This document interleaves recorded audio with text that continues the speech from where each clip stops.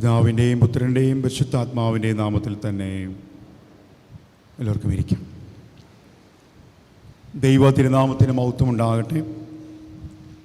ഈ ക്രിസ്മസ് പ്രഭാതത്തിൽ എല്ലാ പ്രിയപ്പെട്ടവർക്കും ഏറ്റവും അർത്ഥപൂർണമായ അനുഗ്രഹപൂർണമായ സമാധാനത്തിൻ്റെയും സന്തോഷത്തിൻ്റെയും ആഹ്ലാദത്തിൻ്റെയും ഒരു ക്രിസ്മസ് ദിനമായി തീരട്ടെ എന്ന് ഹൃദ്യമായി സ്നേഹപൂർവ്വം ഏവരെയും അറിയിക്കട്ടെ. 2024 ക്രിസ്മസ് ദിനത്തിലേക്ക് നാം പ്രവേശിച്ചിരിക്കുകയാണ്. എന്നാൽ ആ ക്രിസ്മസിൻ്റെ ഒരു സന്തോഷം പലരുടെയും മുഖത്ത് കാണുന്നില്ല എന്നുള്ളത് ഒരു പ്രത്യേകതയാണ് എന്ന് ഞാൻ വിചാരിക്കുകയാണ്. ക്രിസ്തുവിൻ്റെ ജനനം ഒരു പുതിയ ഉദയം. ക്രിസ്തുവിൻ്റെ ജനനം ഒരു പുതിയ ഉദയം. ഈ രാവിലെ സമയത്ത് ഇപ്രകാരം ഒരു അവസരം നൽകിയ ബഹുമാനമുള്ള CBA തോമസ് അച്ഛനോടും ചർച്ച് കമ്മിറ്റിയോടും ഒക്കെയുള്ള നന്ദിയും സ്നേഹവും അറിയിക്കട്ടെ. യെശയ്യാ പ്രവാചകൻ്റെ പുസ്തകം 9-ാം അധ്യായം നമ്മൾ പഴയ ഭേദഭാഗമായിട്ട് വായിച്ചില്ല. 2-ാം വാക്യം ഇങ്ങനെ വായിക്കുന്നല്ലോ: ഇരുട്ടിൽ നടന്ന ജനം വലിയൊരു വെളിച്ചം കണ്ടു, അന്ധതമസ്സുള്ള ദേശത്ത് പാർത്തവരുടെ മേൽ പ്രകാശം ശോഭിച്ചു. ക്രിസ്തുവിൻ്റെ ജനനം ഒരു പുതിയ ഉദയമാണ്, മാറുകയാണ്. ഞാൻ നിങ്ങൾ ആമുഖമായി ഇന്ന് രാവിലെ ചിന്തിക്കേണ്ടത് ക്രിസ്തുവിൻ്റെ ജനനം ഒരു പുതിയ ഉദയമായി, ഒരു പുതിയ അനുഭവമായി ഉൾക്കൊള്ളുവാനും അനുഭവിപ്പാനും നാം ഒരുങ്ങിയിട്ടുണ്ടോ? ഈ ദിനം അതിന് സാധ്യമാകുമോ എന്ന് ഉള്ള ചിന്തയോടെ പരിശോധനയോടുകൂടി നമുക്കായിരിക്കാനായിട്ട് സാധിക്കട്ടെ എന്ന് ആഗ്രഹിക്കുകയാണ്.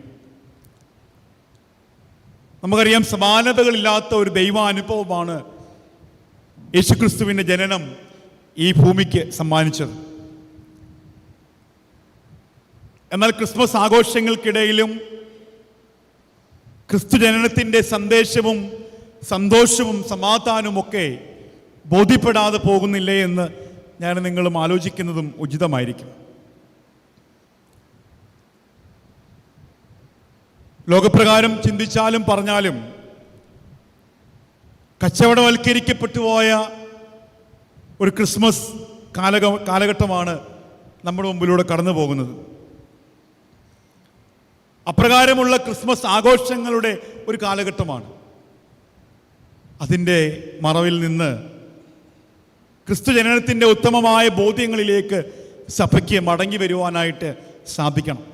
അപ്പോഴാണ് ക്രിസ്മസ് അർത്ഥപൂർണമായി തീരുന്നത്. പ്രകാരം ഒരു വാചകം വായിച്ചത്: യേശുക്രിസ്തുവിൻ്റെ ജനനം അത് സ്വർഗവും ഭൂമിയും തമ്മിലും ദൈവവും മനുഷ്യരും തമ്മിലും ഉള്ള ഒരു ബന്ധിക്കപ്പെടലിന്, ചില പുനർവിചിന്തനങ്ങൾക്ക്, പുത്തൻ ചിന്തകൾക്ക് സാധ്യമായി എന്ന് പറയുകയാണ്. അതുകൊണ്ട് ഈ പ്രഭാതത്തിൽ ദൈവം ആരാണെന്നും ദൈവത്തിൻ്റെ മഹത്വം എന്താണെന്നും നാം അനുഭവിച്ചുകൊണ്ട് മടങ്ങിപ്പോകുവാനായിട്ട് സാധിക്കണം. ദൈവത്തിൻ്റെ രക്ഷാകരമായ പദ്ധതിയുടെ നിറവേറ്റലും പൂർത്തീകരണവുമാണ് യേശുക്രിസ്തുവിൻ്റെ ജനനത്തിലൂടെ സാധ്യമായി മാറുന്നത്. അതുകൊണ്ട് ആ സന്തോഷം, ആ പ്രത്യാശ നമുക്കിന്ന് അനുഭവിക്കാനായിട്ട് സാധിക്കണം. നമ്മളെങ്ങനെയാണ് ഇന്ന് ക്രിസ്മസ് ആഘോഷിക്കാനായിട്ട് തയ്യാറായിരിക്കുന്നത്? അതെ, കുഞ്ഞുങ്ങളുടെ ഭാഷയിൽ പറഞ്ഞാൽ എല്ലാം സെറ്റാണ്. ആഘോഷങ്ങളൊക്കെ ഇന്ന് എല്ലാം തയ്യാറാണ്. എന്നാൽ ഈ ആലയത്തിൽ നിന്നുള്ളിൽ നിന്ന് മടങ്ങിപ്പോകുമ്പോൾ എല്ലാ ആഘോഷങ്ങളെക്കാൾ ഉപരി ക്രിസ്തുവിനെ അനുഭവിക്കുന്ന ആ ഒരു വലിയ സന്തോഷം ഉൾക്കൊണ്ടുകൊണ്ട്, ആ വലിയ സമാധാനം അനുഭവിച്ചുകൊണ്ടുള്ള ഒരു ക്രിസ്മസ് ആയി തീരുവാൻ ഇന്ന് സാധ്യമാകുന്നെങ്കിൽ ഏറ്റവും അർത്ഥപൂർണമായി തീരും. അവൻ പാപികളായ മനുഷ്യരുമായി താദാത്മ്യപ്പെടുകയും സ്വയം ശൂന്യമാക്കി മനുഷ്യനോടൊപ്പം വസിക്കുകയും ചെയ്ത യേശുക്രിസ്തുവിൻ്റെ മഹത്വം നമുക്ക് ദർശിക്കുവാനായിട്ട് സാധിക്കണം. അവിടെയാണ് ഇന്നത്തെ പ്രഭാതം ഏറ്റവും അർത്ഥപൂർണമായി തീരുന്നത്. നാം ആലോചിക്കേണ്ടത് മത്തായി സുവിശേഷം 1-ാം അധ്യായം 22-ാം വാക്യം നാം വായിക്കുന്നുണ്ടല്ലോ, ദൈവം നമ്മോടുകൂടെ എന്നർത്ഥമുള്ള ഇമ്മാനുവേൽ എന്ന് അവന് പേർ വിളിക്കും. ക്രിസ്മസ് ഒരു പുതിയ ഉദയമായി മാറുന്നെങ്കിൽ ഇമ്മാനുവേലായി നമ്മോടൊപ്പം എപ്പോഴുമുള്ള ദൈവിക സാന്നിധ്യം, ക്രിസ്തു സാന്നിധ്യം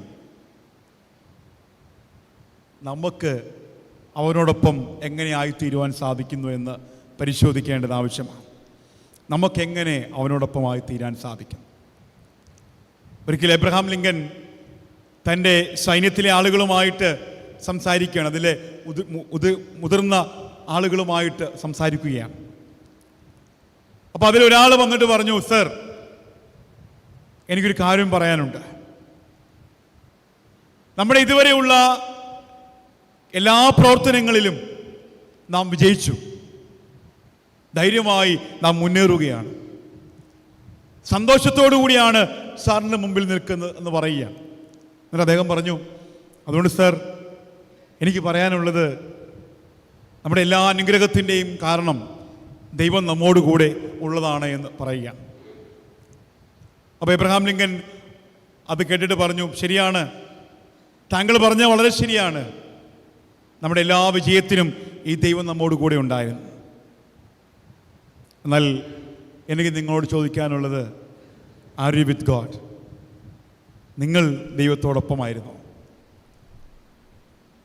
നിങ്ങളിതൊക്കെ പറയുമ്പോഴും നിങ്ങൾ ദൈവത്തോടൊപ്പമായിരുന്നോ എന്ന് സ്വയം പരിശോധന വേണമെന്ന് എബ്രഹാം ലിങ്കൻ തൻ്റെ സൈനാധിപതിയോട് പറയുകയാണ്. ഇന്ന് പ്രഭാതത്തിൽ ഒരു പുതിയ ഉദയമായി മാറണമെങ്കിൽ, ഈ പ്രഭാതം മനോഹരമായി തീരണമെങ്കിൽ നാം ക്രിസ്തുവിനോടൊപ്പമാണോ ഈ ക്രിസ്മസ് ആഘോഷിക്കുവാൻ തയ്യാറാകുന്നതെന്ന് ചിന്തിക്കുവാനായിട്ട് ഇടയാകട്ടെ. ക്രിസ്മസുമായി ബന്ധപ്പെട്ട് ഈ പുതിയ ഉദയം അത് അനുഭവഭേദ്യമാകണമെങ്കിൽ 3 കാര്യങ്ങൾ പറഞ്ഞ് ഞാൻ അവസാനിപ്പിക്കട്ടെ. ഒരു 3 വ്യത്യസ്ത സാഹചര്യങ്ങൾ അവിടുത്തെ ക്രിസ്തു ജനനവുമായി ബന്ധപ്പെടുത്തി പറയുവാനായിട്ട് ആഗ്രഹിക്കുന്നു. ഒന്നാമതായിട്ട്, നിറഞ്ഞിരിക്കുന്ന സത്രങ്ങളുടെ ഒരു അവസ്ഥ അവിടെ നമ്മൾ കാണുന്നുണ്ട്. നമ്മൾ വായിച്ച സുവിശേഷവേദ ഭാഗം ലൂക്കോസ് സുവിശേഷം 2-ാം അധ്യായം വായിച്ചല്ലോ. അവിടെ പറയുന്നുണ്ട്, പേർവഴി ചാർത്തേണ്ട നാളുകൾ, ലോകത്തിലെങ്ങുമുള്ള ചിതറിപ്പാർക്കുന്ന ആളുകൾ തങ്ങളുടെ പേർവഴി ചാർത്തുവാൻ മടങ്ങി വരുവാണ്, വന്നെത്തും. ഒരുപക്ഷെങ്കിൽ ബേത്ലഹേമിലെ സത്രമുടമകൾക്ക് ഇതറിയാമായിരുന്നു. അവരുടെ ഒരു കൊയ്ത്ത് കാലമായിട്ട് ഒരുപക്ഷെങ്കിൽ അവരതിനെ കണ്ടിട്ടുണ്ടാകാം. കൂടുതൽ പണം ലഭ്യമാകുന്ന ഒരു കാലഘട്ടം. നമ്മളൊരു വാചകം വായിക്കുന്നുണ്ട്, വഴിയമ്പലങ്ങളിൽ ഇടമില്ലാത്തതിനാൽ ശീലകൾ ചുറ്റി പശുത്തൊട്ടിയിൽ കിടത്തി. നമുക്കൊന്ന് ഈ രാവിലെ സമയം ആ സന്ദർഭം ഒന്ന് ഇമാജിൻ ചെയ്യാം. പൂർണ്ണഗർഭിണിയായ മറിയയും കൊണ്ട് യോസഫ് വഴിയമ്പലങ്ങളിൽ, ഒരുപാട് വഴിയമ്പലങ്ങളിൽ മുട്ടിയിട്ടുണ്ടാകാം. എന്നാൽ എങ്ങും ഇടം ലഭ്യമാകുന്നില്ല. എല്ലായിടത്തും നിറഞ്ഞിരിക്കുന്ന അവസ്ഥയാണ് അവരുടെ മുമ്പിൽ പറയപ്പെടുന്നത്.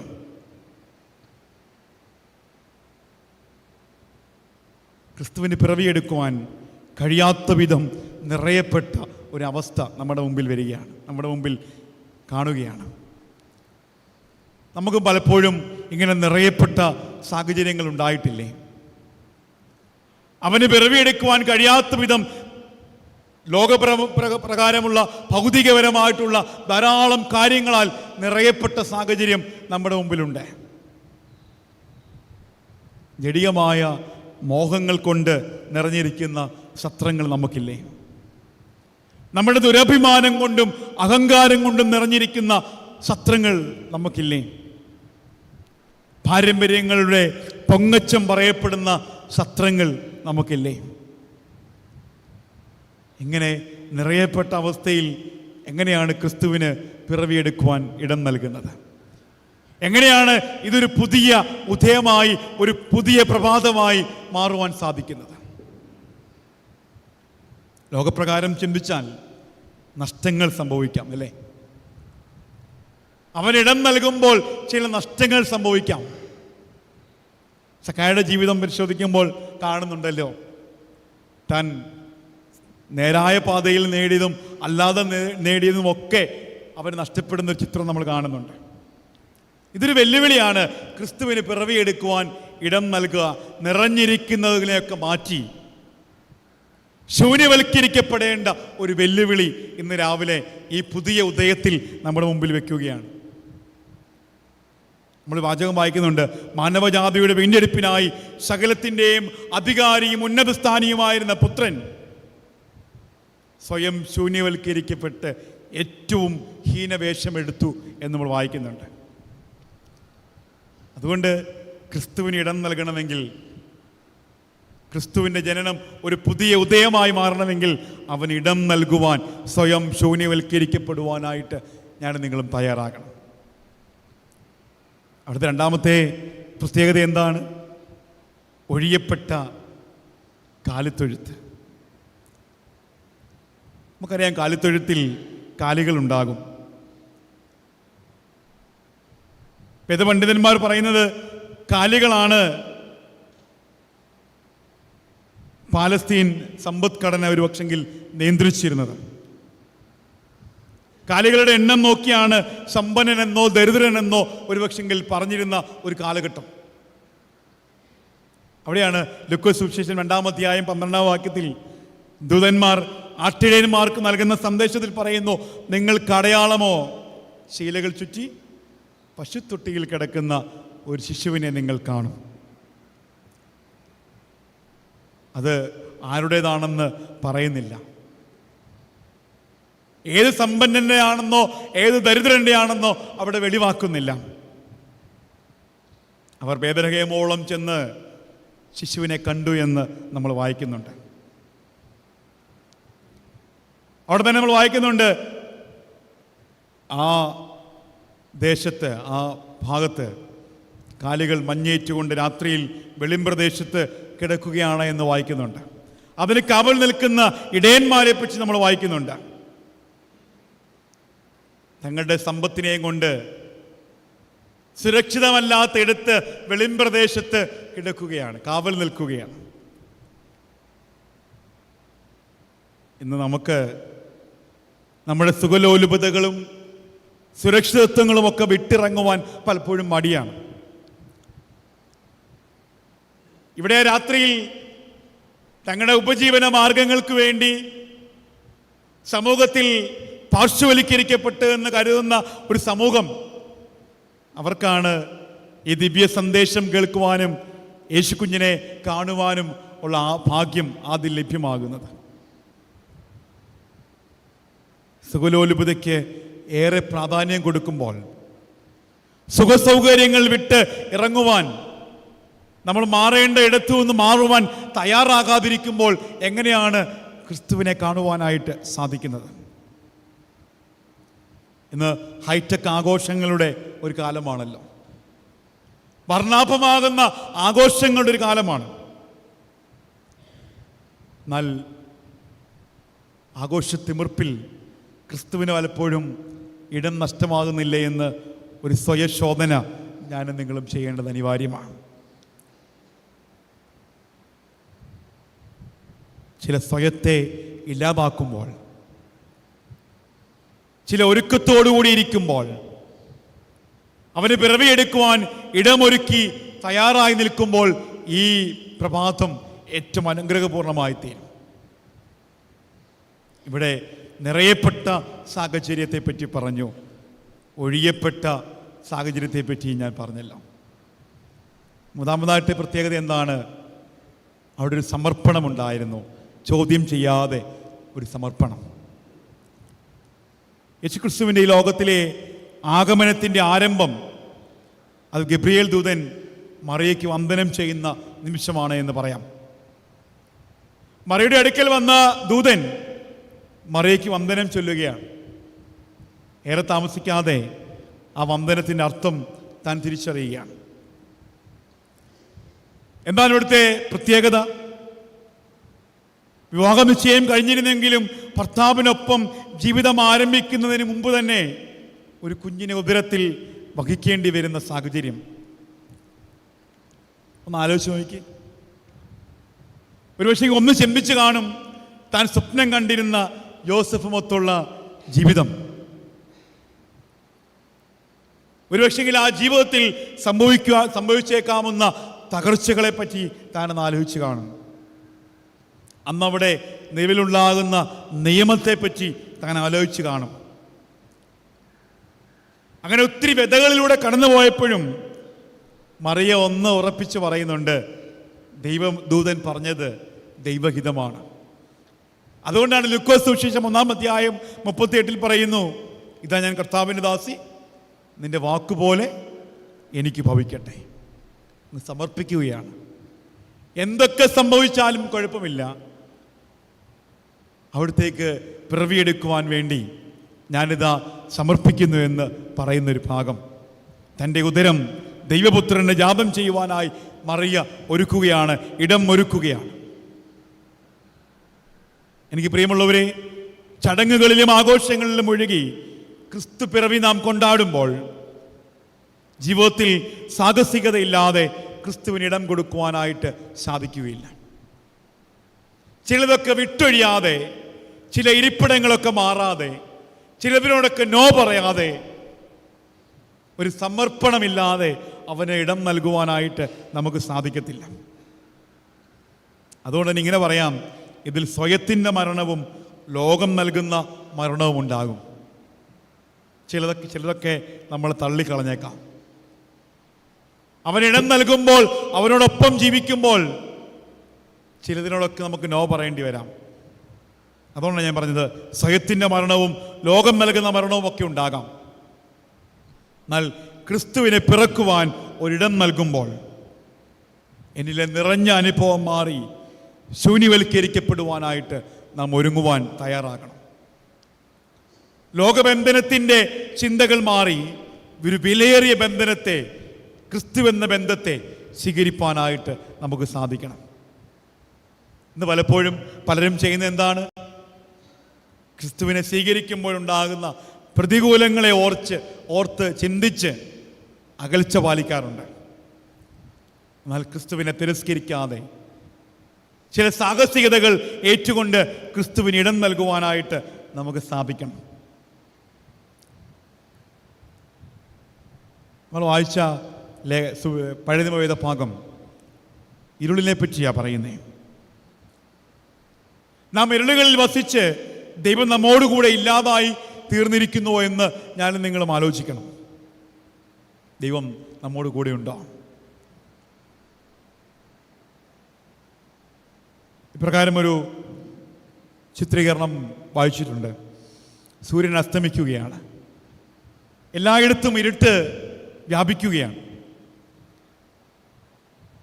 അപ്പോൾ ലൂയിസ് എന്ന് പറയുന്ന 6 വയസ്സുകാരൻ അവൻ ജനാലയിലൂടെ പുറത്തേക്ക് നോക്കി നിൽക്കുകയാണ്. അവൻ കാണുന്ന കാഴ്ച ഒരു മനുഷ്യൻ വിളക്കുകൾ കത്തിച്ചുകൊണ്ട് അങ്ങോട്ടും ഇങ്ങോട്ടും നടക്കുകയാണ്. അപ്പോൾ പുറത്തേക്ക് നോക്കിയെന്ന് അവനോട് അമ്മ ചോദിക്കുകയാണ്, നീ എന്താണ് നോക്കുന്നത്? അവൻ പറഞ്ഞു, I am watching a man making holes in the night. ഇരുട്ടിൽ സുഷിരങ്ങൾ സൃഷ്ടിക്കുന്ന ഒരു മനുഷ്യനെ ഞാൻ ശ്രദ്ധിക്കുകയായിരുന്നു. സംഭവിക്കുന്ന ഇരുളിനെ മാറ്റുവാൻ പ്രകാശപൂരിതമായി അങ്ങോട്ടും ഇങ്ങോട്ടും മടക്കുന്ന ഒരു മനുഷ്യനെ ഞാൻ ശ്രദ്ധിക്കുകയായിരുന്നു. യേശു കർത്താവിൻ്റെ ജനനത്തിന് 700 വർഷങ്ങൾക്കപ്പുറം ജീവിച്ചിരുന്ന യെശയ്യാപ്രവാചകൻ യേശുവിൻ്റെ ജനനത്തെക്കുറിച്ച് ഇങ്ങനെയാണല്ലോ പറഞ്ഞത്, ഇരുട്ടിൽ നടന്ന ജനം വലിയൊരു വെളിച്ചം കണ്ടു. അന്ധതമസ്സുള്ള ദേശത്ത് പാർത്തവരുടെ മേൽ പ്രകാശം ശോഭിച്ചു. ഒരുപക്ഷെങ്കിൽ ഈ പുതിയ ഉദയം, ക്രിസ്തുവിൻ്റെ ജനനം ഒരു പുതിയ ഉദയമായി മാറണമെങ്കിൽ ചില ഇരുളുകളെ മാറ്റുവാൻ ഞാനും നിങ്ങളും തയ്യാറാകണം. ഇവിടെ എല്ലാ തരത്തിലും ഇരുട്ടിൽ നടന്ന ജനത്തിന് പ്രവാചകൻ നൽകുന്ന ഒരു ശുഭ സന്ദേശമാണ്. ഇരുളിനെ ഭേദിച്ച് അന്ധകാരത്തെ അകറ്റുന്ന വലിയൊരു വെളിച്ചത്തിൻ്റെ ചിന്തകൾ നൽകുകയാണ്. വലിയൊരു വെളിച്ചം. ഇന്ന് രാവിലെ ആ വെളിച്ചം അനുഭവിപ്പാൻ സാധിക്കുമോ? എത്രയോ ക്രിസ്മസ് ആരാധനകളുടെ ഭാഗമായവരാ ഞാനും നിങ്ങളും. എന്നാൽ ഈ ക്രിസ്തു എന്ന വെളിച്ചത്തെ അനുഭവിച്ച് മുമ്പോട്ട് പോകുന്നവരായ ഞാനും നിങ്ങളും ആ വെളിച്ചത്തെ പകരുവാൻ നമുക്ക് സാധിക്കുന്നുണ്ടോ? നമ്മുടെ മുമ്പിലുണ്ടാകുന്ന ഇരുൾ നിറഞ്ഞ സാഹചര്യങ്ങളെ, ഇരുട്ടിലാണ്ട് ജീവിക്കുന്ന ഒരുപാട് ആളുകൾക്ക് മുമ്പിലേക്ക് ഈ വെളിച്ചമായി ചെല്ലുവാൻ നമുക്ക് സാധിക്കുന്നുണ്ടോ? അതിന് സാധിക്കണമെങ്കിൽ ക്രിസ്തുവിന് പൂർണ്ണമായി ഇടം നൽകുന്ന അനുഭവം നമുക്കുണ്ടാകണം. നമ്മളെങ്ങനെയാണ് ഈ ക്രിസ്മസ് ആഘോഷിക്കുന്നത്? നിറയപ്പെട്ട് ഒഴിയുവാൻ മനസ്സില്ലാത്തവരായിട്ടാണോ? അതോ ഒഴിയപ്പെട്ട് അവനെ സ്വീകരിക്കുവാൻ, അവനിടം നൽകുവാൻ തയ്യാറായിട്ടാണോ ഞാൻ നിങ്ങളും ഇന്ന് ഈ ക്രിസ്മസ് ആഘോഷിക്കുവാൻ തയ്യാറാകുന്നത്? എല്ലാം ഒരുക്കി വച്ചിട്ടുണ്ട് നാം. ഈ ആരാധന കഴിയുമ്പോൾ അതിന് തുടക്കം കുറിക്കുകയാണ്. ഞാൻ ചോദിക്കട്ടെ, ക്രിസ്തുവിന് എത്രമാത്രം പ്രാധാന്യം നൽകിക്കൊണ്ടാണ് നമ്മുടെ ഈ ക്രിസ്മസ് ആഘോഷിക്കുവാനായിട്ട് നാം ഒരുങ്ങുന്നത്? നമ്മൾ ഇന്നലെ രാത്രിയിൽ കരോൾ സർവീസിൽ പ്രാർത്ഥിച്ചൊരു പ്രാർത്ഥനയുണ്ട്. അച്ഛനത് നിങ്ങൾക്ക് ചൊല്ലി തന്നിട്ടുണ്ടാകും. ആ പ്രാർത്ഥന ഇങ്ങനെയാണ്: സ്നേഹാർദ്രവാനായ ദൈവമേ, ശരി ഏതാണെന്ന് അറിയാമെങ്കിലും തെറ്റിനെ പുണർന്ന് ജീവിച്ചു പോകുന്ന ഞങ്ങളുടെ കുറവുകൾ ഞങ്ങളോട് ക്ഷമിക്കണമേ. വളരെ അർത്ഥപൂർണമായൊരു പ്രാർത്ഥനയാണ്. തുടർന്ന് പറയാണ്: വചനം ജഡമായി തീർന്ന കർത്താവേ, അങ്ങയെ കാണേണ്ടതുപോലെ കാണാതെ ആചാരാനുഷ്ഠാനങ്ങളിൽ മാത്രം ഒതുങ്ങുന്ന ഞങ്ങളുടെ അന്ധതയും ഞങ്ങളോട് ക്ഷമിക്കണമേ. എത്ര സമ്പുഷ്ടമാണ്! വചനം ജഡമായി തീർന്ന കർത്താവേ, അങ്ങയെ കാണേണ്ടതുപോലെ കാണാതെ ഞങ്ങൾ ജീവിച്ചിട്ടുണ്ട്. ഞങ്ങളുടെ അന്ധത ഞങ്ങളോട് ക്ഷമിക്കണമേ. തുടർന്ന് പറയാണ്: ഈ ക്രിസ്മസ് ആരാധനയും ഗാനശുശ്രൂഷയും അങ്ങയെ കണ്ടുമുട്ടുന്നതും ക്രിസ്തുവേശുവിൻ്റെ പാപം സ്വന്തമാക്കുന്നതും ക്രിസ്തുവിൽ വളരുന്നതുമായ അനുഭവം ആക്കി തീർക്കണമെന്ന് അപേക്ഷിക്കുകയാണ്. എത്ര സമ്പുഷ്ടമാണ്! ഞാൻ പറയും, ഒരു ക്രിസ്മസ് കാലയളവിൽ മാത്രമല്ല, അനുദിന ജീവിതത്തിൽ ഈ പ്രാർത്ഥന നമുക്ക് പ്രാർത്ഥിക്കുവാൻ സാധിക്കണം. ക്രിസ്തുവിന് ഇടമൊരുക്കിക്കൊണ്ട്, നിറയപ്പെട്ടതിനെയെല്ലാം മാറ്റിക്കൊണ്ട് ഒരു പുതിയ പ്രഭാതമായി, ഒരു പുതിയ ഉദയമായി, പുത്തൻ ചിന്തയായി ഞങ്ങൾക്ക് മാറ്റണമേ എന്ന് നമുക്ക് പ്രാർത്ഥിക്കുവാൻ സാധിക്കുമോ? പറയുകയാണ്: അങ്ങയെ കണ്ടുമുട്ടുവാൻ, അങ്ങ് അവിടുത്തെ പാപം ഉൾക്കൊള്ളുന്ന, അങ്ങിൽ വളരുന്നതായ നിമിഷങ്ങളാക്കി മാറ്റണമേ. ഞങ്ങളുടെ അന്ധതകളെ മാറ്റണമേ. ഈ രാവിലെ സമയം നമുക്കൊന്ന് പുനർവിചിന്തനം ചെയ്യാം. നമ്മളെങ്ങനെയാണ് ഈ ക്രിസ്മസ് ആഘോഷിക്കുന്നത്? 2024 ക്രിസ്മസ് ഒരു വേറിട്ട അനുഭവമായി തീരട്ടെ. ധാരാളം ക്രിസ്മസ് ദിനങ്ങളിലൂടെ കടന്നുപോയവരാ.